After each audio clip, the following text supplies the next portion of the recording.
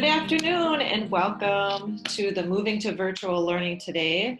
This is a webinar for educators and those who are working with students, and just wanting to let you know that we have our whole CISA group with us today to help support any questions you have. So you hear that lovely music in the background. And that's just our sound check. So hopefully you're hearing music right now, and we'll get started. My name is Beth Clarke. I'm the Senior Director of the Digital Leadership and Learning Center of Excellence. And so I'll be hosting, and Valerie Schmitz will be doing the moderating the chat. So with that, I'm going to turn off the music. And what I'm doing today is just demonstrating and modeling for you using the Zoom platform and some of its capabilities. So hopefully at some point we'll break out into different rooms and I'll talk all about that. So right now, what I want you to know is that this presentation, I'm sharing my screen with you. And the presentation was done in Google Slides, but what I do is I actually, instead of showing you this version of it, I create just a PDF of it so that it's clear, there's not a lot of garbage around the sides, and I can still go to different tabs, I can see what's going on my desktop instead of in presentation mode and slides. So just wanted to give you that tip too as you're moving forward using some kind of video conferencing tool. Today we are going to be using this document, so if you could please open a new tab and go ahead and add that to your desktop. And also we are going to be using chat, so if you could find your chat and introduce yourself.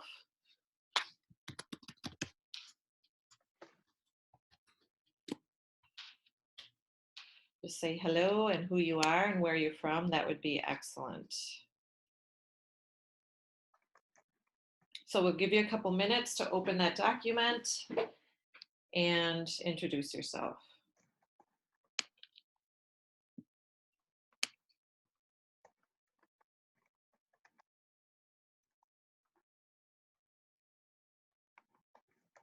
Hi, Marcia. So glad you're on today. Yeah, it don't work. Or should it work? I don't know. I don't see anybody else. They're all right here. All right, so hopefully we have our document and we said hello. Also, when I start any kind of Zoom meeting, and if you're going to be doing this with your students, talk to them a little bit about the tools. So all of you have a little dashboard tool on the bottom. So if you hover to the bottom, you'll see it pop up and you'll see it with some of these functions on there. And so we'll talk mostly about the audio and video functions.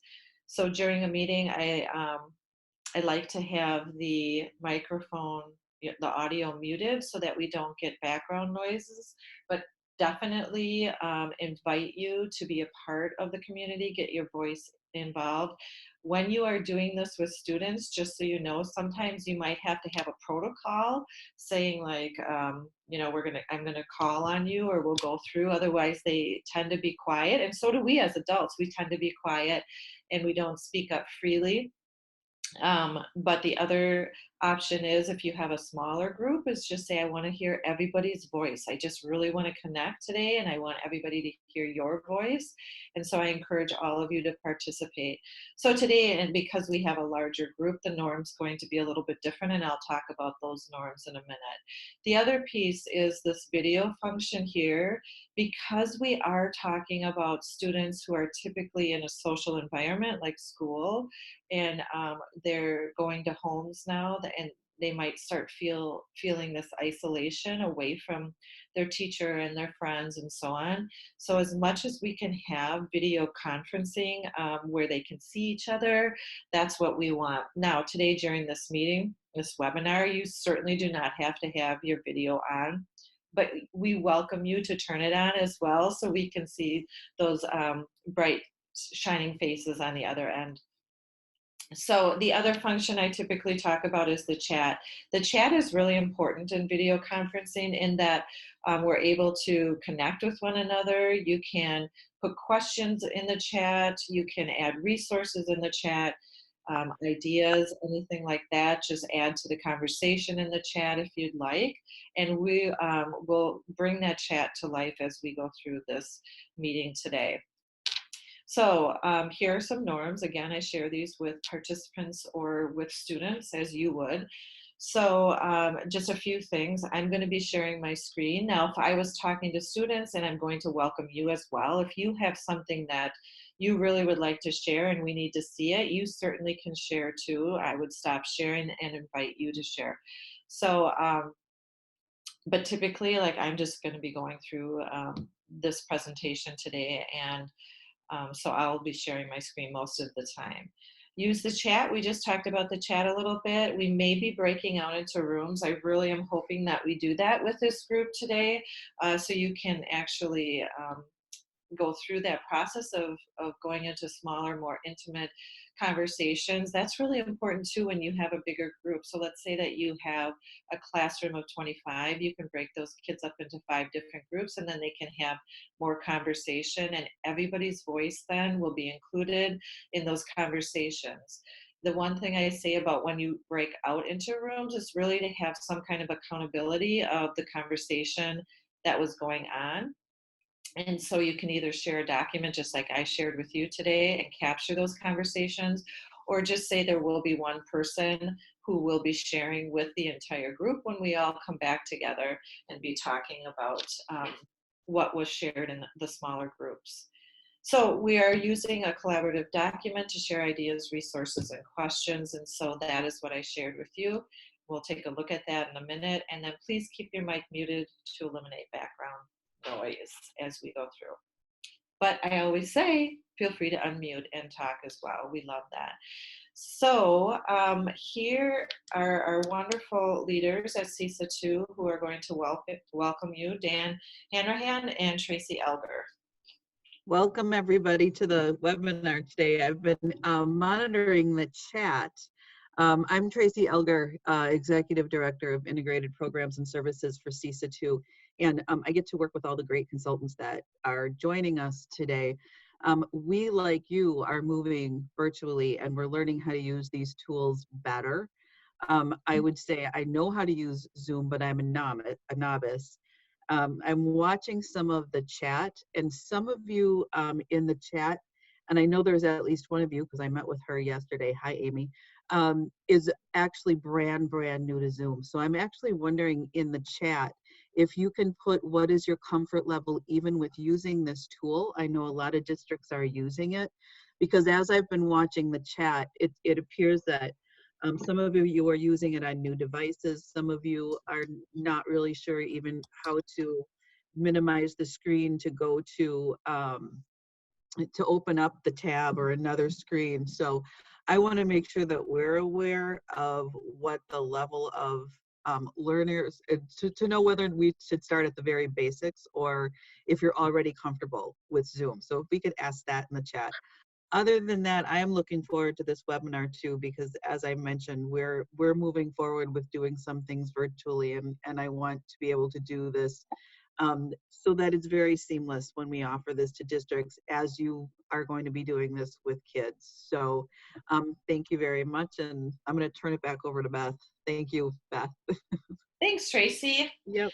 That's a great question. Like, where are we at with Zoom? I want you to know, you guys, that today it's just like modeling Zoom, but I'm gonna do another webinar on Thursday, and it's going to be like a crash course on using Zoom, because so many districts are taking this on as their video conferencing tool.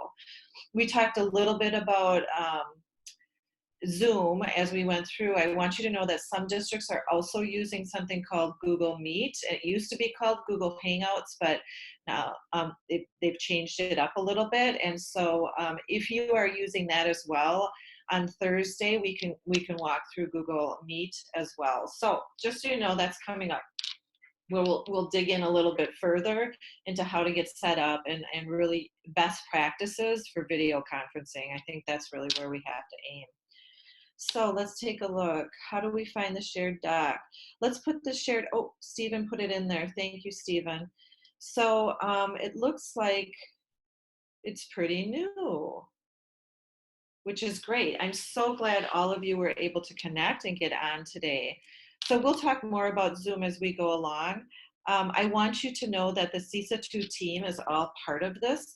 And so basically, we'll be talking about a few best practices and how to get started in a virtual learning environment. But also, I want you to know that we have consultants from all of our centers of excellence, and they are here for you. Today, we want to hear what are your needs. We just had a leadership webinar as well with our districts, and they were telling us some of the things that we could help support, and that's really what we want to hear from you today as well, is what are some quick and easy things that we can do. Maybe not easy, it doesn't matter, but what are some things that we can do for you to make sure that you are being supported in this new adventure that we're in. So here you can see our objectives as today. Again, with students, if you are using this tool, you want to tell them why, what are we doing today? What is the meaning of this conversation? So this is our why. Come together as a region and share ideas, choose a starting point. I really want you guys to start thinking about, how do I get started in this? What are some easy entry points? And so we'll talk about that. Understanding continuity versus enrichment or learning resources. So where are you at in your district? And then that will be the piece to your entry point. So understanding where you're going in the next couple of weeks, and then learn tools to get started. So I want to know what tools you want to know about and how can we get you up and running. So to get started, one of the things that we're hearing a lot of out there is to really, when you are starting to think about the learning and how to get started, is really to be thinking about what are the students going home to, what are the supports at home, do they have devices, is the district providing devices, how are they being communicated to, and just really thinking about that equity piece. And so as you are starting to plan and think of learning resources, thinking of what you will be sharing with your students, are you thinking about online and offline activities, making sure that there's a good balance? Are you also thinking about those SELs? So how are we making sure our students are taking care of themselves? Really thinking about how you're taking care of yourselves. The other day, somebody was talking about boundaries. So setting boundaries for yourself, because right now we are very consumed with how we're going to make this work. So making sure that you are getting the rest that you need, and all of that good stuff. So when getting started, think about all of those pieces.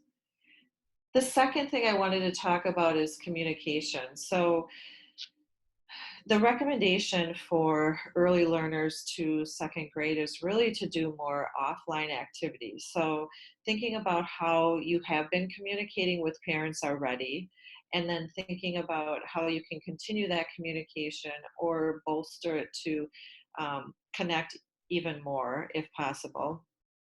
And then with the third grade through fifth grade, they're talking about possibly 2 hours of maybe online work, but thinking again about how you have been communicating. So at the elementary level, I often see tools such as Seesaw, and Blooms is another communication tool, Class Dojo.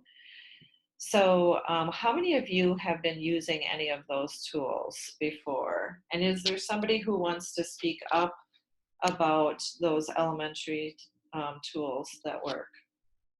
Google Classroom perhaps at the elementary as well? Beth, I was just going to chime in. Can you hear me? Yes. So I'm wondering, if you have a resource, I'd be interested, and I know others might as well, that reflects those recommendations and the sources for those recommendations around the amount and type of online learning and the format of that. Yeah, I certainly will put something together. I think DPI doesn't want to put anything in writing because then they think that schools think that that has to be it. That is what I heard, but we can put in some suggested times and maybe what a calendar will look like. I will make myself a note. Thank you, Ed.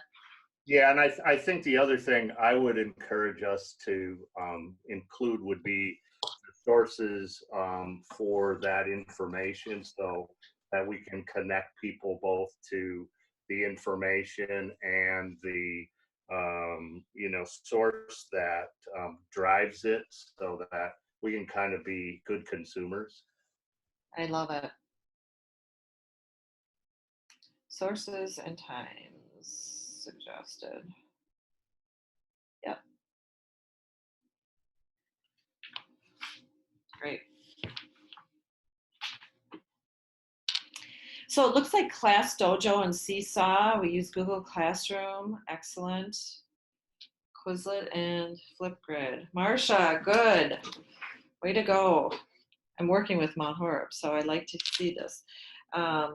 Google Classroom, good. So Google Classroom. Now, you guys know that in Google Classroom, that it will kick out once a week a parent notification. So I'm thinking that you may want to communicate more than that. So you may want to choose another tool. Now, some of you have a communication tool such as your student information system, so Infinite Campus and that Skyward. You also might be using a learning management system, which is a typical communication tool as well. So Schoology and Canvas and PowerSchool, those kind of things. So, oh good, yep. So somebody is using all of those. Peer Deck, okay, good. Hi, Stacy. Good. So think about that. And the first thing is that you want to continue to use what you always have if it will work. So if Google Classroom and you're just getting a weekly notification out to parents might not be enough, then maybe add something that will help support that. So keep that the same. Now, the other piece is thinking about that continuity versus enrichment. Let's just talk about that for 1 second. So if you can think about, and maybe throw this in the chat as well, is your district going to continue learning through virtual learning time? So that means so what you're doing or what you did last week, is that going to continue on and you're going to post say learning targets and objectives, and they're going to have learning activities and experiences based on that, and it's going to continue? Or is your district doing enrichment, or I call it learning resources, where you post the learning resources up? It's optional for kids to engage in those resources, and it's optional for staff to engage in those resources. Optional activities, okay. So there's some continuation and some, it's kind of split here. Great. So it's important to know which way you're going, because that's how you're going to start to plan. So continuity of learning is just really making sure that you have tools like this, Zoom, where you can continue to connect with your kids, that you have your Google Classroom or some way to deliver digital content. I call that digital workflow. And then how are you going to assess? So start thinking about all of those things and really giving good feedback, because they're saying that the more feedback you can give when you're working with students digitally, the better, so that they don't feel so isolated again. And so we'll talk more about that, but that enrichment piece, the other one is more, maybe your district is getting learning activities up, or you're thinking about maybe providing for a grade level or a subject area some choice activities, and that can look like a choice board. I'm sure you've seen things like that, or things called a hyperdoc, and we'll take a look at some of those as well. So just so you kind of know what the difference of those are, that's the important part as we go along. The other couple of pieces, number 4, is to collaborate. So for you, hopefully you're not feeling like you're in this alone. Obviously, we are here for you, but I also want you to know that there are so many other collaborative platforms that you can go out and get ideas. This morning, I was on the Facebook. It's a Facebook group called Teaching During COVID-19, and somebody had posted something about being pregnant, and she was just kind of processing, but she said, I'm 36 or 35 weeks along. What am I going to do for a sub? And she had, she had all of these concerns of how to go forward. And let me tell you, there were 8 comments on there of women who were in the same situation, and they were all talking about what they were going to do and the support. And so it was just really a wonderful example of how we are not in this alone. We'll figure this out. So we'll get you some of those resources. I have it actually on our list. We're going to talk about resources as well that will support you moving to the virtual learning space. And then last, your support system. So not only collaborating, across the globe, whatever, but really thinking about how can you take care of yourself and your family through all of this as well, and making sure that you are setting up some parameters or boundaries that enable you to feel human still, and take care of yourself, your own social and emotional needs. So let's talk about that resource sheet that I shared. Let's get that up. So hopefully you have this on your tab. Tab 2, right? So here you can see ideas to share, questions, and urgent needs. So as we are talking about this, these pieces, go ahead today in this webinar and add any ideas that you have, or questions, burning questions that you'd like us to focus on. And then if you have any urgent needs. So one thing I want to talk about under urgent needs, what tools do you want to start with, was the Zoom. So we are on Zoom right now. Obviously, we've been talking about that, but one thing that I want you to know is that schools now can sign up for, so all of you can sign up for an account that is kind of pro. I call it like the free plus, because this is what I want you to know. They have offered Zoom to all educators that is not locked into 40 minutes. So typically when you have a free account in Zoom, you're kicked off in 40 minutes. So you can't have an hour-long meeting. You have to then subscribe to the Pro if you want longer meetings. Wow, I love that Zoom has stepped up and they said that we can actually now sign up, and it's in our resources, and actually right here on this page, and this link here, you can actually sign up so that there's no limit. So you're able to conduct your learning without a limit. The one thing I want you to know as educators, though, is that it does not have the conference call option in this version, the free plus version. So what that means is I am a pro user, so when I send out invites, you can also connect by phone. And so any participant can pick up their phone and be on a call as well as be in the video conference. This one here does not give you the option to call. So I want you to think about that as you are making sure that kids can all connect, that this version will not give you that. And if you are conducting IEPs or anything where you want everybody's voice to be at the table, they have to be at the table, but they do not have a device at home to actually get face-to-face with a Zoom, that you may need to get one account in your school that is the pro version, so you have that accessibility so that those people can call in. I always want to say, do you have any questions about that when I'm on a webinar? But there's so many of you, but if you do, please put it in the chat and I'll help clarify that. All right. I was just checking out the Zoom. All right, so I also want you to know on this document that there are resources below here.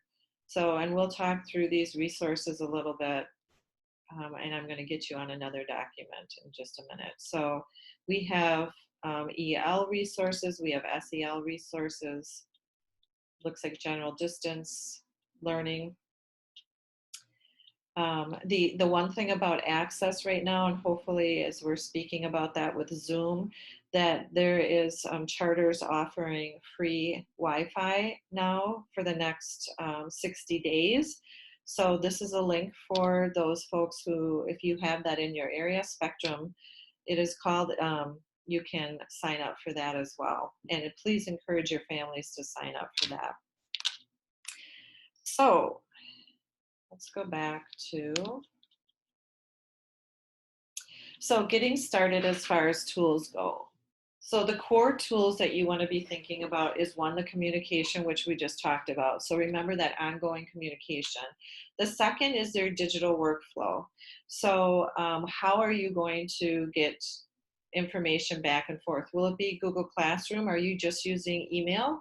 Are you going to be using your learning management system? So how are you going to send out digital documents and so on, and how are you going to receive those back? So thinking about that. The third piece is the video conference. Remember, we don't want to have students in isolation. So as much as possible, if we can see each other, it will help with that social and emotional piece. How are you going to deliver content? That's another aspect to think about. So are you going to video yourself? Are you going to do a screencast? What are those pieces? Now think about students from the student perspective. Students actually want to hear everything from you. It's true. And teachers are so important. So even when you are online, they want to hear from you. So how are you going to make sure that your face is there present and that you're explaining things? Now, there's a couple tools we can talk about. Screencastify is my favorite, as far as recording your screen and having your little face down in the bottom. You're probably going to have to get used to that, right? And Flipgrid is another great tool where you're connecting by face, and you can actually give them directions just by recording a video. So there are some really great tools out there that can help support, not to overwhelm you, but just to get you started. And then lastly, just remember to always try to use the tools students already know. So as we go into this, start slow and minimalist. So try not to do too much right away, just real slow. And these are the tools we've already used. So we're going to continue to use these tools as we go through. And then slowly you can start adding more and different types of activities. Whew. All right, so could you open a new tab on your browser? And if you can open this resource here, this is on continuity of learning. And those of you who are going for resources only, learning resources, that's okay. You can take a look at this document as well.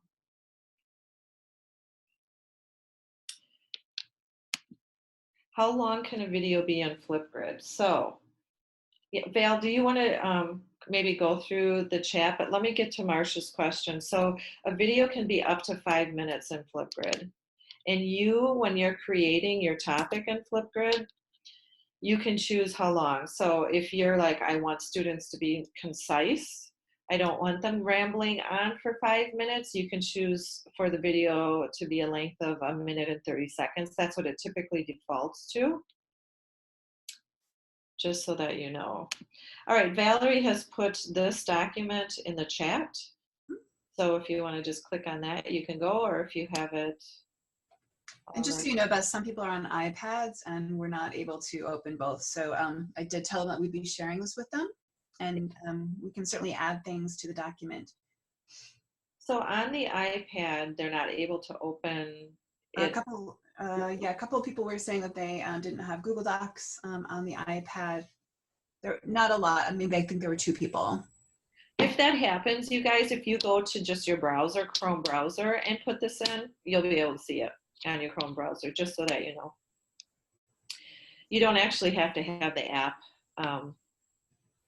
That might help I solve think it it. was a matter of seeing the Zoom and the document. Oh, So both of them at the same time. That makes sense. Yeah. Yes.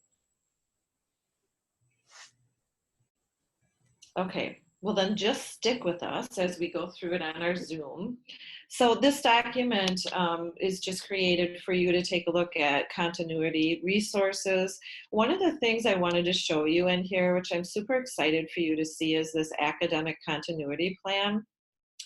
So it's the second link down, and this may help with how to schedule out and plan a little bit.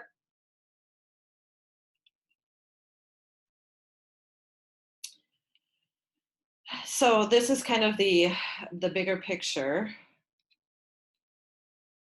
As soon as it loads up. And if we scroll down, so they talk about communication and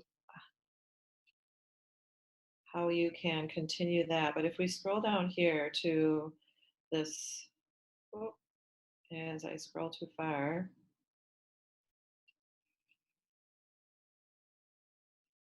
I have just a delay here. So if you take a look at this here, you can just come with me right now if you can't do it on your own.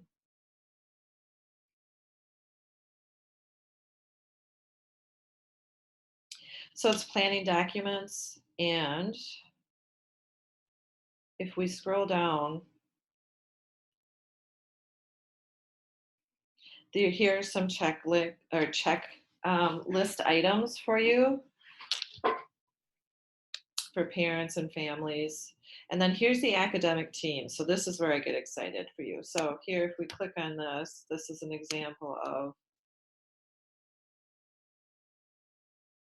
kind of how they're planning their days out. So it just gives you kind of an idea. And once this is all loaded, you'll see on the bottom there are tabs for, so this is kindergarten, but you'll see first grade down here, second grade, third grade, and then this is the lesson plan template. So you can take a look at this. So it gives us kind of a little bit more structure of how things might look. And you can take a look at this whole document. You can see it goes all the way up through high school.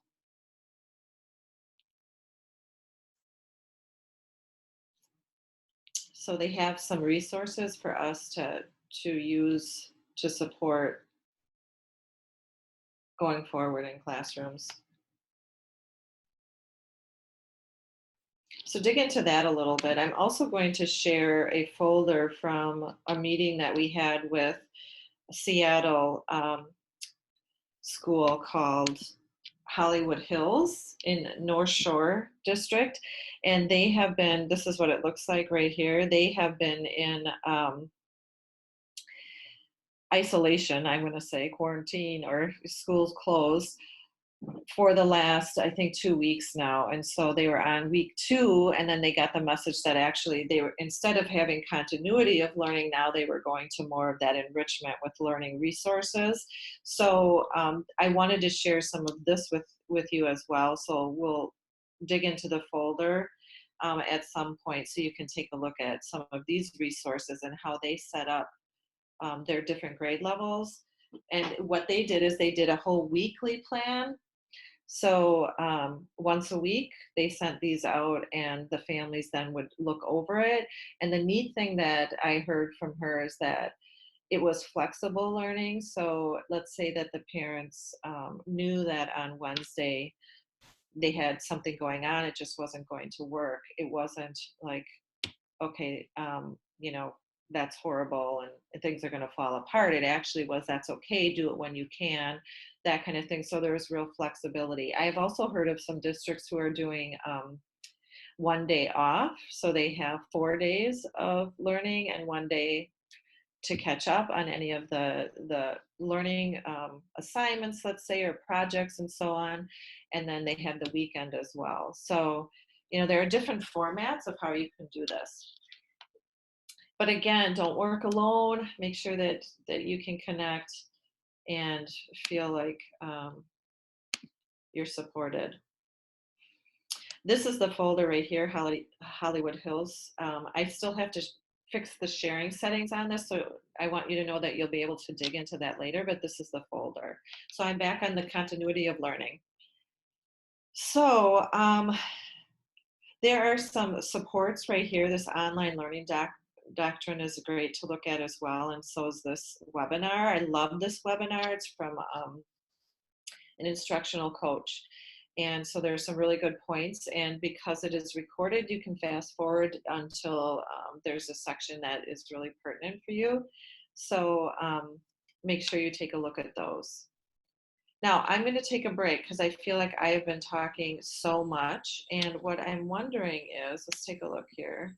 Yeah, there's just a couple questions, Beth. So one has to do with presenting information to kids, Screencastify. Mm-hmm. Can you talk about the difference between the creation tools and the presentation tools? Yes, so are we talking down here on the bottom here?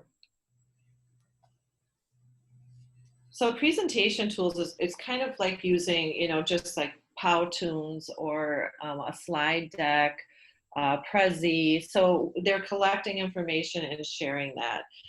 Creation tools are more like they're, are we talking down here on these?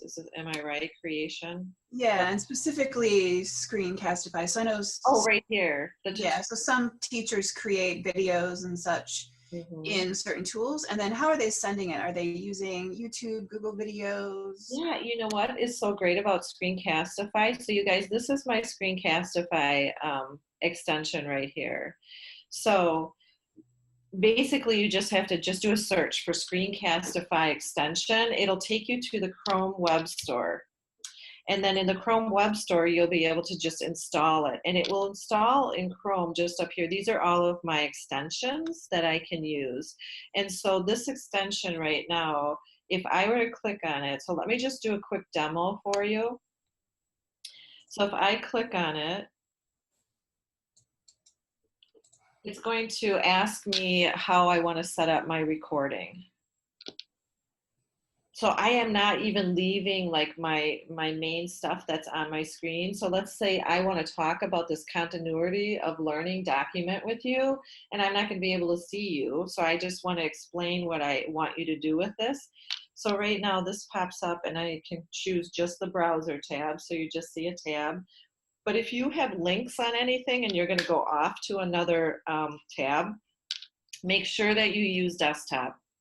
And then webcam only, that just means, okay, I just am going to record just me talking. It's not going to record my screen at all. It will just record me talking to my students.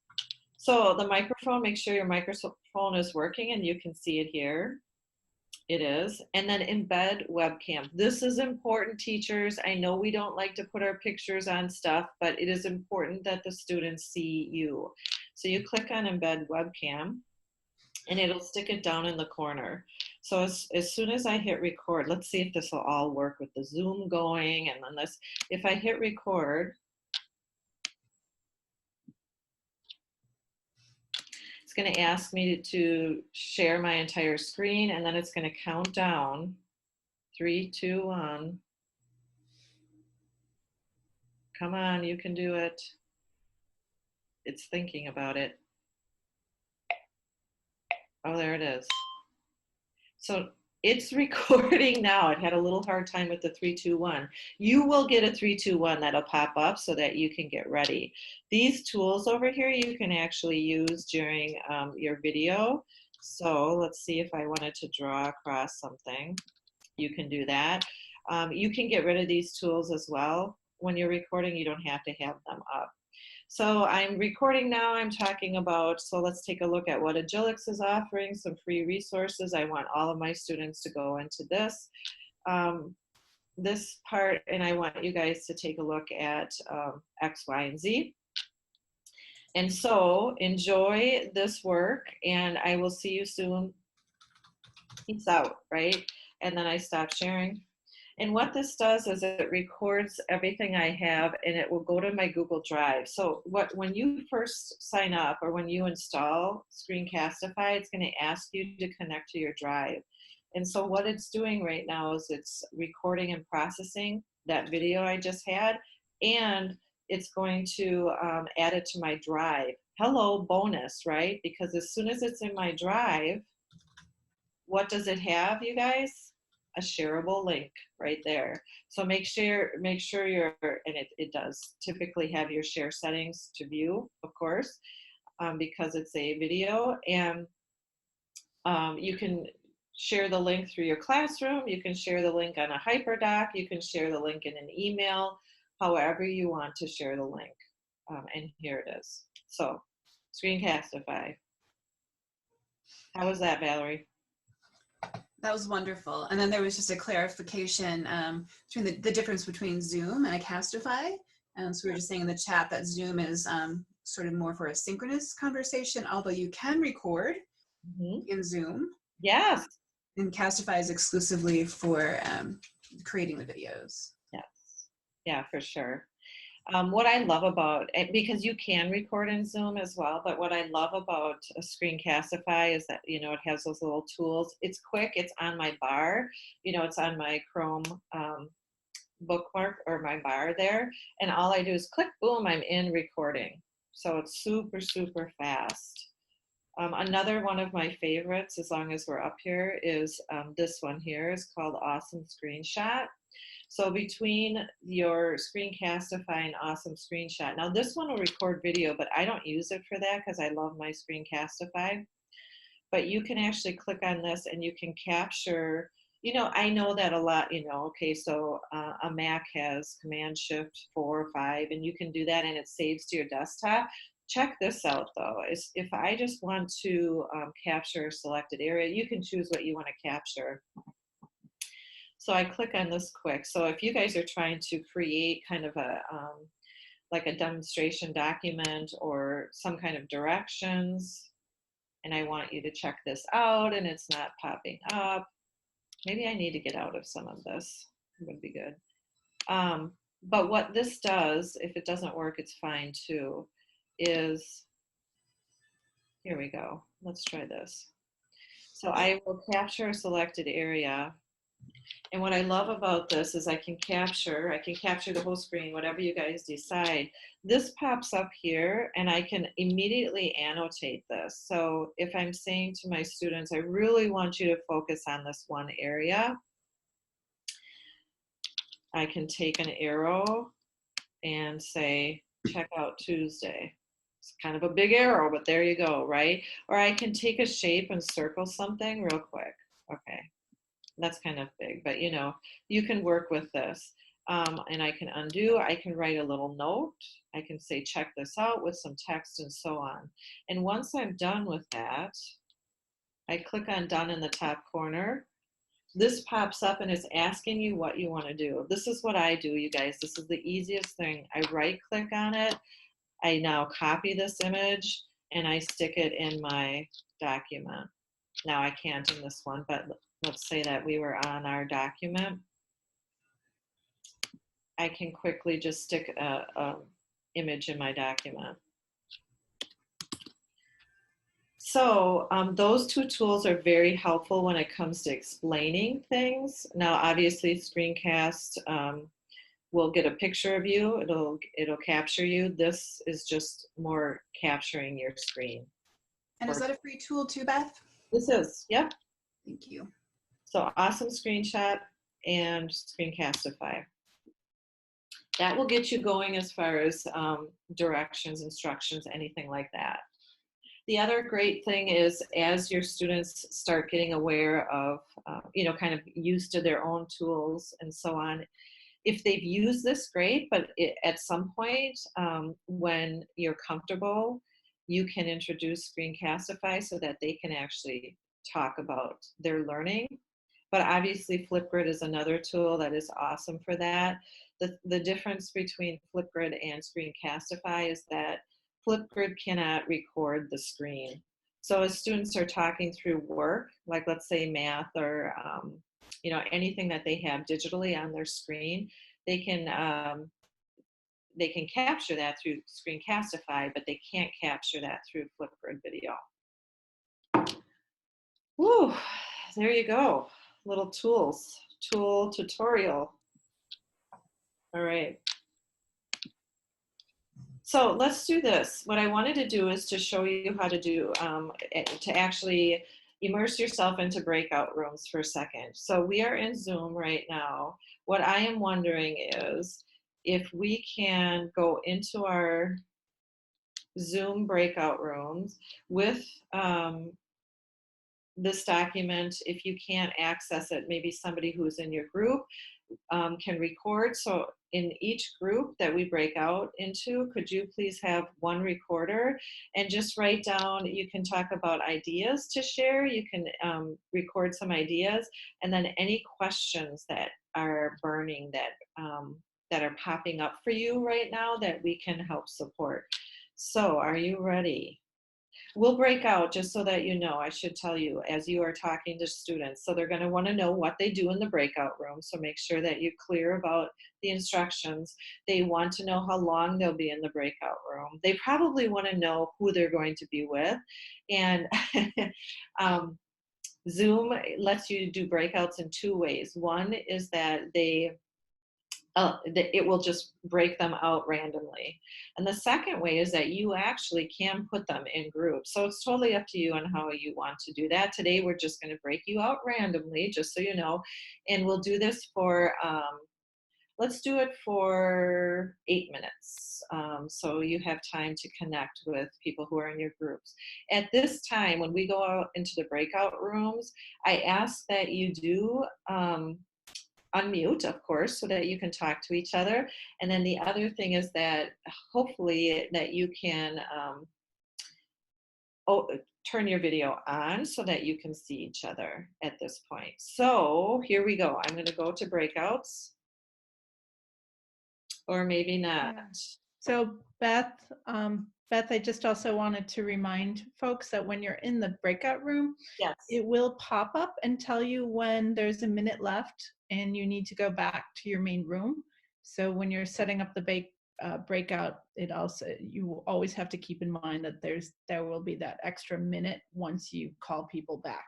Yes, that is great to know. And actually, thank you, Audrey, because typically, just so you know, as the instructor, facilitator, you are able to send messages to each group as well. And so I typically say, I give them more like a 3-minute warning, you guys, and then with one more minute, I hit the button back to, and it will count down for you guys, so you can kind of get your conversation done. As I am looking at this webinar, because I didn't set this up, Mitchell, I see that I do not have access to breakouts. Do you?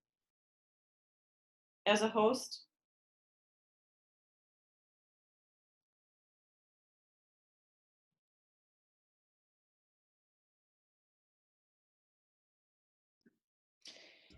I'm not seeing it on my end either. I just did add you as the host.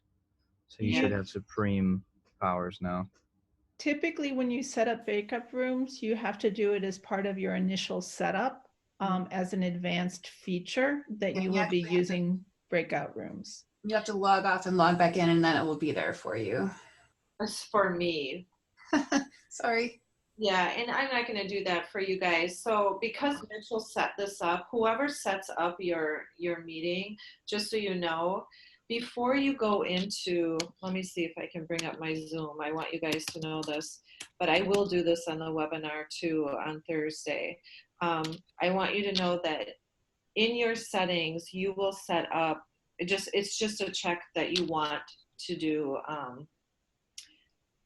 You want to do breakout sessions, and so it's just a check. Actually, I won't get on here because it's not worth it. But so in your settings, you guys, when you set up your Zoom account, you are going to make sure that you check that, and then it will pop up. So it is I'm not going to log out and log back in for us to do that. But that's how you experience those breakout rooms. There is also a question here about when you're using the breakout room. It'll be really when a person is assigned to a breakout room, the whole front and the of the screen for that person pops up and says, "You've been invited to this breakout room. Click here." So it's really obvious that that's where they're going to go and that they've been invited to participate. So I'm sure Beth will get into that on Thursday, but I'm just answering the question on the chat here that when it is up and available, it's very front and center, and so people don't have to go looking for it. So students don't have to go hunting. It's really clear. Yeah, that's awesome. Thank you for that. And yes, we'll definitely get into breakouts on Thursday. And I am so sorry that this didn't work out today for us, but that's okay. Just know that it's there. And Thursday, if you want to join me, that would be fabulous. So, what other questions do we have in the chat, Valerie? Anything I haven't been paying attention to the chat? Yeah, just so making sure that participants will have access to the documents when our Zoom is over. Yeah, absolutely. And you'll receive that by email, is that correct, Mitchell? Yeah. Mm-hmm. Yep. And That is then correct, yeah. there's a question about signing up for accounts, and there is, I think it's in the document, I just had it up here too. You can request a Zoom account for free now, given the pandemic, and you just need to verify that you are a teacher. And I think the link is in the document, otherwise I can post it back in here. Yeah, it's right here, you guys, and we certainly can put it in the chat too. I'm on the continuity of learning, and if you scroll down to, where's my Zoom? I can try to pull it up again too. Right. And so jumping in to add to that about the chat, and also will these materials be shared? Obviously, you see that you'll have link to the document that you see in front of you. You will also have the recording sent, but also within the chat function, you'll see these little, at the bottom of the page, you see those little dots on the side. That allows you to go in and typically to save the chat if you like. So you could do that if you want to respond that immediately. Also, you always have the opportunity of cutting and pasting portions of the chat as you're going along. And if you wanted to keep something right away or connect to something right away, that's always an option too. So the chat is a really useful tool for just sharing information in all sorts of different ways. Love it.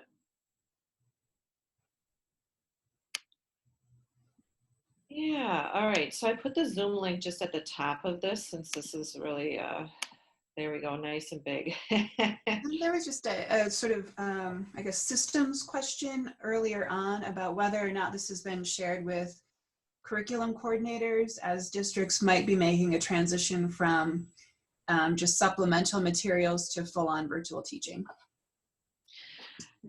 So I guess I need more clarification if these resources have been shared with them, but I have not gone into, oh, this is how you do this, and this is, as far as educators, hopefully they're maybe even on this, or they are going to review a recording, or they're getting information. There's so many resources right now that I'm sure they're up to their eyeballs in different resources and trying to sort those out. But last Friday we had a curriculum and directors meeting, and I would say most of your districts were there, and all of them have access to the recording, and we talked a lot about these resources then.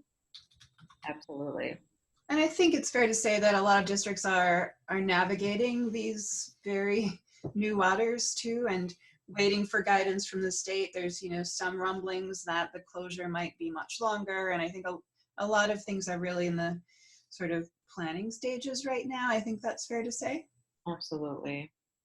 The Beth? other thing too is that I'm hearing a lot of administrators really acknowledging that they have to be adaptable and flexible. So what they might be starting with right now might not be what they're doing next week, just because of how fast and quickly things are changing. And so, I mean, my biggest advice would be just to start slow. You know, just start slow and start with just a few things, and then start picking up that cadence as students and families and you get more accustomed to this kind of learning.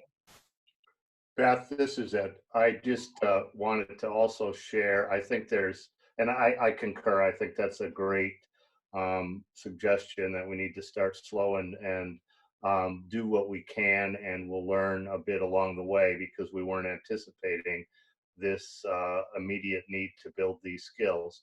However, I think the other thing that folks should think about from a systems perspective is to establish or begin to build some more coherent plans around how these things are going to scale up and how we're going to support folks in the district. I think the question about the curriculum directors is a good one, and that may be a role for them to lead in Mhm. terms of identifying a more specific and thoughtful scale-up plan that would give teachers some guidance as to what is slow.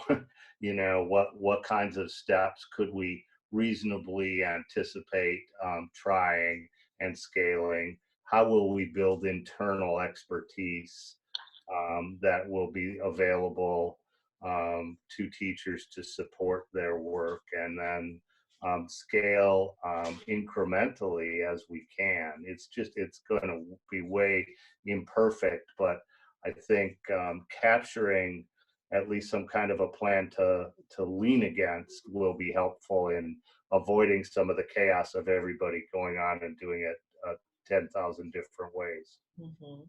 I agree with you, Ed. This is Mary Jo, and I just think another big consideration from the district level is going to be the equity conversation, right? I mean, I'm sure one of the things weighing heavily on their minds is how do we do this in a way that allows and ensures all students have access?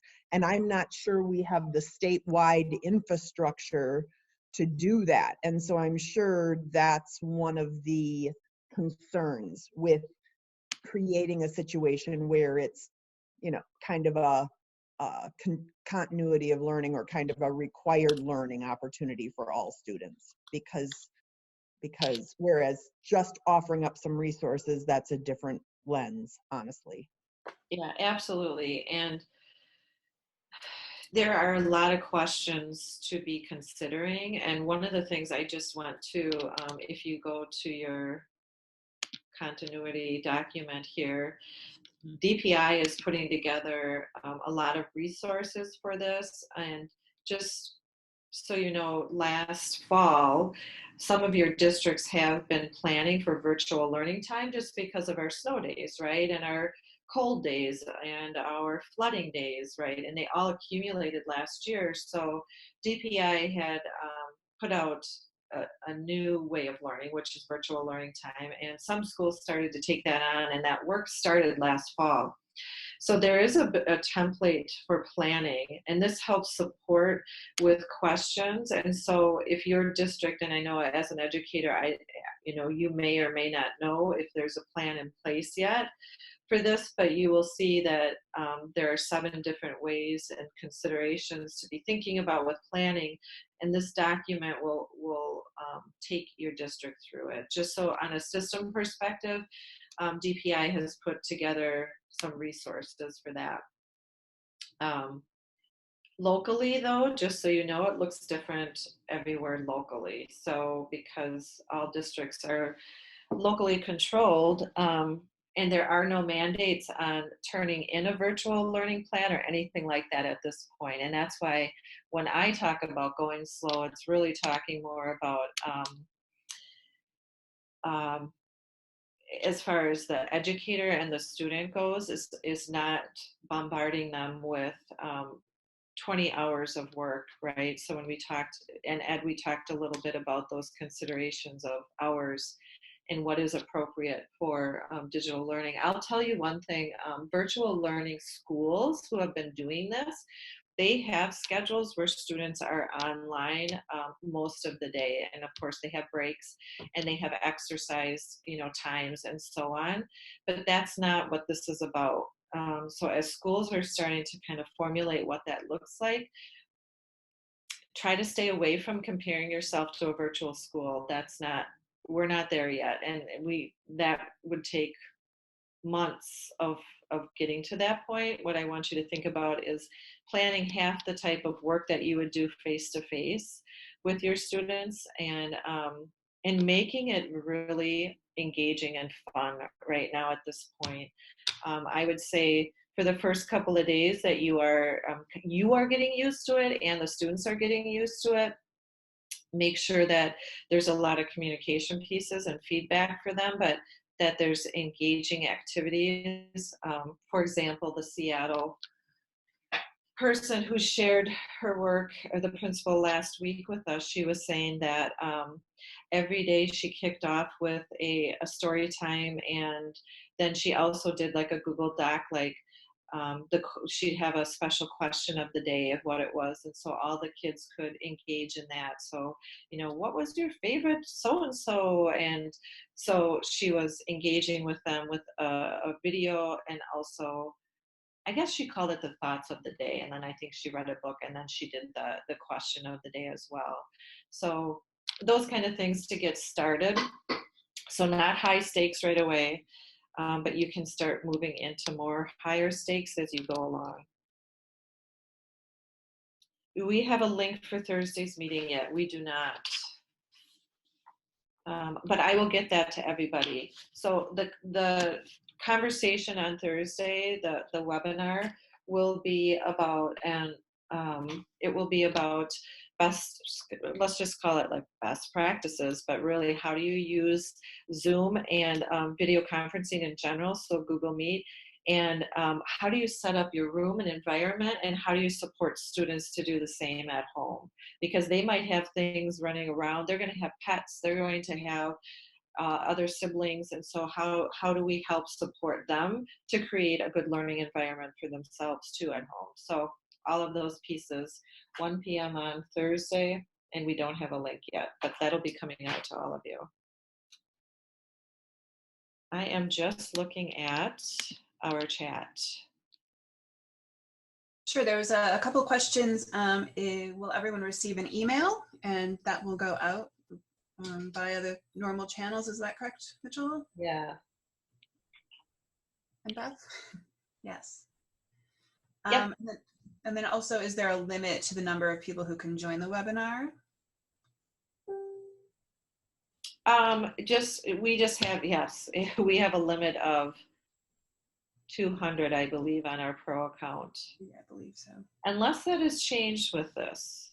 And I haven't checked to see if the limit has actually changed because of this pandemic. So I will check on that. But don't worry, if it's packed, we'll do another one. So an email will also go out to all of you. I will include that in our follow-up, so you'll get a recording of this as well.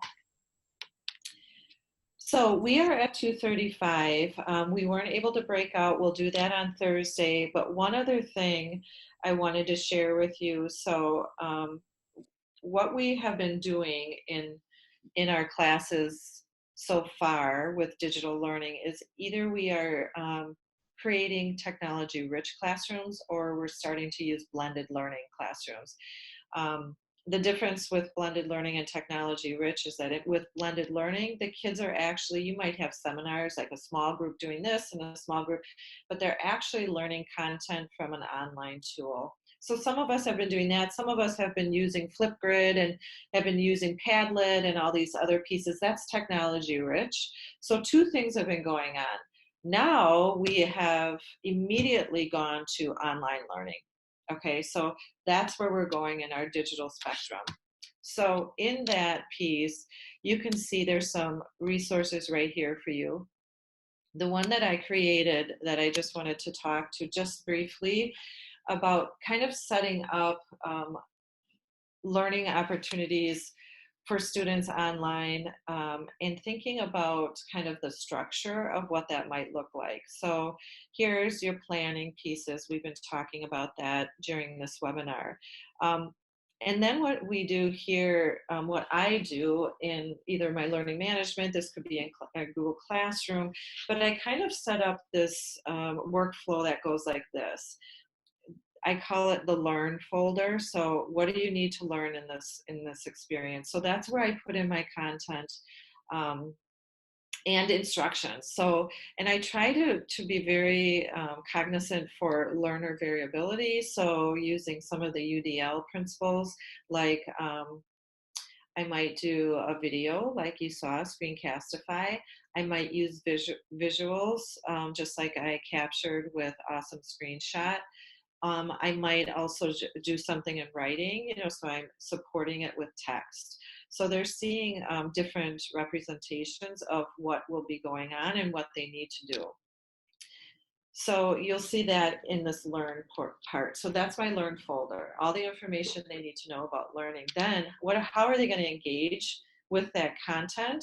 So that's my either do folder is what I typically call it. Depending on your age group, you can call it whatever. I have it engage here, but how are they going to experience that content? So are they going to connect with a playlist of content? Are they going to a TED Talk? We talked about performances. Are they going on a virtual field trip? What are they doing with the content? And so that's where they're engaging. And the other piece is to think, are they doing it independently? Are they doing it collaboratively? How are they engaging in that content? And then the last folder that I put together is, you can call it the show folder, you can call it the express folder, but it's really showing what they know and what they learned. And so here are some different ideas of, you can give them a choice board. You can actually tell them this is what they do. It might be an assessment, it might be a quiz, what kind of feedback. Through this whole process, I'm hoping that you are providing feedback to the students. And then here, it's more of what they know. So, and sometimes, like I said, it's a straight up assessment. It might be a Google form that you've created, and that's how they need to express what they know. But in other circumstances, you may have them engage in a project to work on. And it might be a project where they're connecting with other students, collaborative, from their computers at home. It might be something like a GIM kit. Boy, I'll tell you, kids are like all about, this new, it's kind of a Kahoot on steroids is what they call it. So, those kind of things, but depending on what you're looking for. Is it high stakes, low stakes, summative, formative, all of that kind of thing. So those are the pieces when I'm thinking about creating kind of this learning cadence for kids that I think about as far as structure goes. So just some ideas for you there. All right, do we have anything in the chat that we need to think about? No? I think everything has been addressed, just that you can share the webinar link. And I would imagine, Beth, if we have more than a certain number, we might offer the workshop in a second setting. Yeah. Or we could have Val on another, right? Sure, absolutely. Yeah. And we asked this question of the administrative group earlier, just curious as to what you need from us and how we can best support you. And you can certainly email, you can put it in the chat as you think of things. Please don't hesitate to reach out. We know that this is a very interesting, challenging, but how many times have we said, right, when will education change? And boom, it sure did. So here we are, and we're here to support you in any way that we can. Absolutely. So let's just end on that. I want you to know that there are other resources. This is a template. You can take a look at how different people are adding or disseminating content really is how that is. But you can take a look, and I'll make sure that you have access. I really want you to take a look at this Hollywood Hills information, because they've gone through it already. They've changed up from week 1 to week 2, different iterations of their work. So take a look at this as well. And then hopefully I'll see some of you on Thursday, and we'll continue to offer these learning experiences. Maybe if you want to add to that document that we shared today about any other learning pieces that you want to know about, interactive and engaging digital tools, we could do that. But again, I want to just share that we want to make sure we're taking care of ourselves as well as taking care of our students. Make sure you're taking care of your family. So engage as much or as little as you need to, but know that we are here to support you, just like Val said. So with any other questions or any types of resources you're looking for, please add that in the document, and we will be sure to be in touch with you. So does anybody else have anything? I know that maybe Audrey, for EL students, that you wanted to share. Yes, I did add it to the document, but 2 things that we'll be doing is we are going to be hosting a webinar online at noon on Friday for how districts could support, or considerations for supporting multilingual learners in the online learning environment.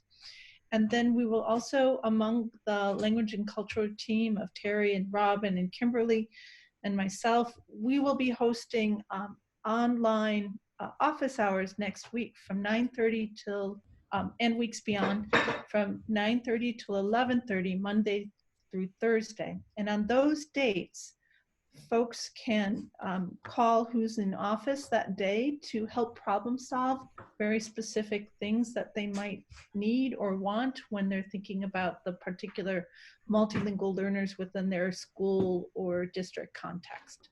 So you'll find that on the page that we just shared with everybody, a link to that. We also have a Facebook page that on that Facebook page, people can find additional online tools to support multilingual learners or share their own tools if they care to.